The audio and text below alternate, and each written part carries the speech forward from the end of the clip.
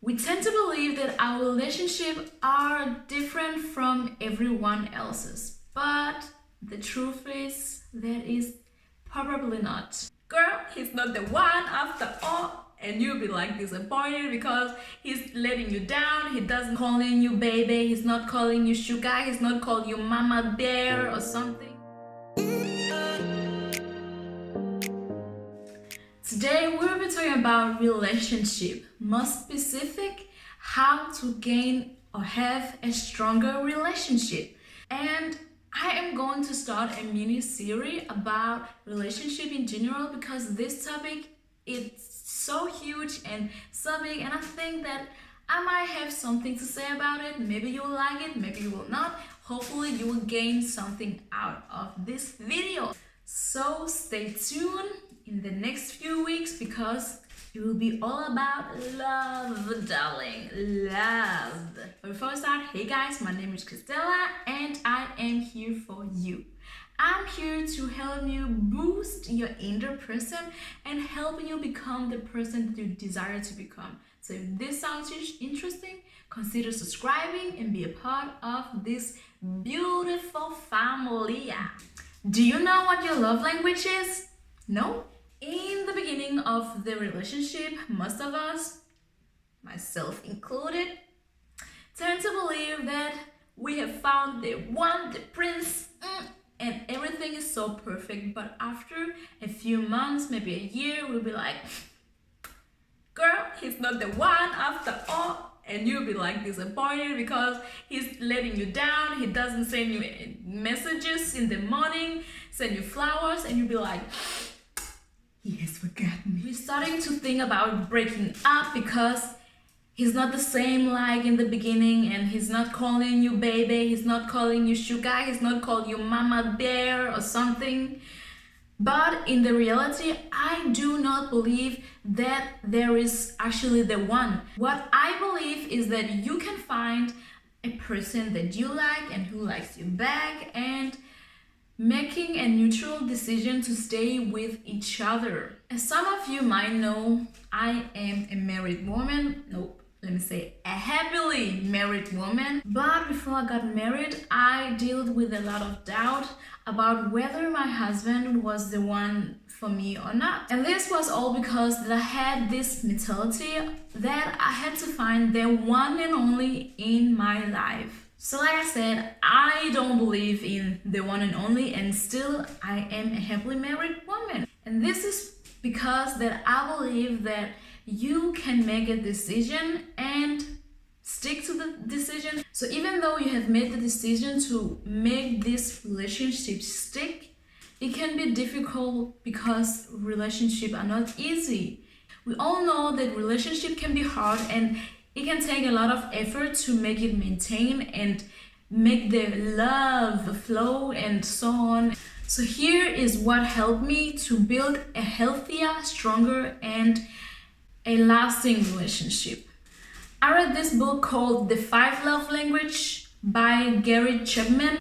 And what he speaks about in this book is that each and every person has 5 different love language. And when you learn to master and know and acknowledge this different love language, then I think that it helped me a lot. So I can say that in my opinion, it will definitely help you to have a stronger, healthier, and a lasting relationship if you incorporate this different 5 love language. The first love language is saying something nice to your partner. When your partner says something that is nice about you, you will feel so good, and you will automatically acknowledge that you are truly and really loved. So it's very important to keep on saying something nice. Remember back in the days when you were dating in the beginning, you are constantly saying, oh, you're cute, your eyes are beautiful, or you smell good, your muscles are or what's or not. So it's so important to keep on doing that. Keep on dating each other, even though if you are married or you've been with each other for several of years, it's so important to keep on building and dating each other by keep on saying the things that you did in the beginning. If this is your love language, compliments means the world to you. And there's nothing wrong with it. So it's so important to acknowledge that this is your love language and tell it to your partner. In that way, your partner will acknowledge and see that, okay, this is something that I have to acknowledge and be aware of, that if I found you beautiful or handsome or something that I like about you, I should make sure to say it, because this is how you acknowledge and receive that you are loved. The second love language is gifts.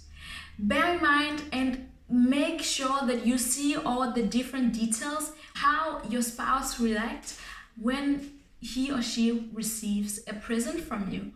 If it makes your partner very happy to receive gift, that you acknowledge that maybe you can buy some flowers or a small gift or something, that without having a special occasion, just bringing something, giving something to your partner. And also, gifts don't have to cost a lot of money. Maybe your partner needs some underwear or some socks, maybe something that is inexpensive. It's just the thought of the idea that you went out and bought something that made you think about them, and that just made them happy and that made them feel loved. The third love language is quality time. It is so important, even though if this is not your love language, to spend quality time with your significant other. Your partner is so important to just spending the time that you used to spend with each other in the beginning of your relationship, and to just continue, make an effort to say, okay, this Tuesday we have to jog together, or this Saturday we have to sit down and watch a movie together, or whatever you like to spend your time on with each other. And sometimes our days can be just so packed up that we don't have the time to prioritize our spouse, and it's so important to make the time to just say, okay, this is the day, or this is the time that I have prioritized you and I would like to spend time with you. The fourth love language is action of service. This is about just doing something that your spouse will like, your partner will like.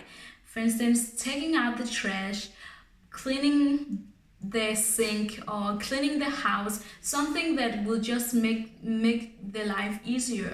The fifth love language is touch, the non-verbal body language to emphasize love. This can be a hug, a kiss, and overall show physical affection. This makes you so happy. For instance, this is like how I feel loved when a person comes to me and just give me a huge hug and say, oh, you've been missed, or just give me a hug just because. This makes me so happy and it really makes me feel so loved. So I know that this is how I as well show love. So if I come to you and just gives you a hug, means I probably like the person you are. So now is the time to learn your spouse, your partner's love language. So let's get started and share this video if it helps, and see you next time.